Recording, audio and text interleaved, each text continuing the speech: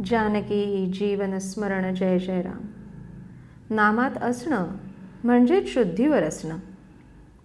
दारुड्यांच्या मेळाव्यात सारेच दारूच्या धुंदीत असतात, पण त्यातला एखादा दारू न प्यालेला असला तर बाकीचे दारुडे त्याला हा शुद्धीवर नाही असं म्हणत असतात.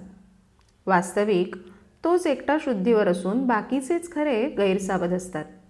त्याप्रमाणे आपण सर्वजण विषयात दंग असल्याकारणानं जो नामात असतो त्याला आपण हा शुद्धीवर नाही असं म्हणत असतो. वास्तविक पाहता नामाशिवाय जगात दुसरं सत्य नाही अशी ज्याची दृढ भावना असते तोच खरा शुद्धीवर असतो. आपण मात्र भ्रमात असतो. आपल्याला झालेला हा भ्रम नाहीसा करायला 3 उपाय आहेत. 1. सद्विचार, 2. सत्संगती आणि 3. नामस्मरण. भगवंताचा विचार हाच खरा सद्विचार. एखाद्या माणसाला म्हटलं की तुझे अवयव आणि रंग यांच्याशिवाय ये, तर त्याला येता येणार नाही, कारण तो जिथे आहे तिथे त्याचा रंग आणि अवयव असणारच. त्याचप्रमाणे नाम, संत आणि भगवंत हे एकमेकांना चिकटूनच आहेत. त्यामुळे जिथं नाम आहे तिथे सत्संगती आणि भगवंत असतातच. वासरू घेऊन गेलं म्हणजे जशी गाय पाठीमागून आपोआप येते, त्याप्रमाणे नाम घेतलं की भगवंत त्यामागे येतोच. आजकाल इतकी यंत्र निघालेत, मग भगवंताच्या प्राप्तीसाठी संतांनी एखादं यंत्र शोधून काढलं नाही का असा प्रश्न एखाद्याच्या मनात येईल. तर त्याचं उत्तर सोपं आहे. असं यंत्र संतांनी केव्हाच शोधून काढलंय. त्या यंत्राचं नाव आहे रामनाम. हे यंत्र सर्वांना मिळू शकतं, सर्वांना वापरताही येतं, शिवाय ते कधीच गंजत नाही.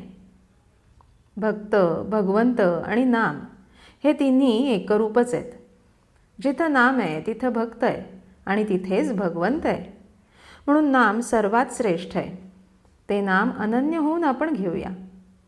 नाल्यातून गटारातून पाणी वाहतं, ते किती घाण असतं, पण ते नदीला मिळतं आणि ती सागराला मिळते. सागर त्या सर्वांना सागर रूप करून टाकतो.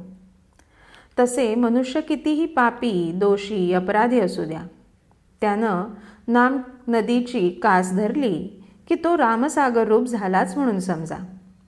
भगवंताला विसरणं हे सर्वात मोठं पाप आहे.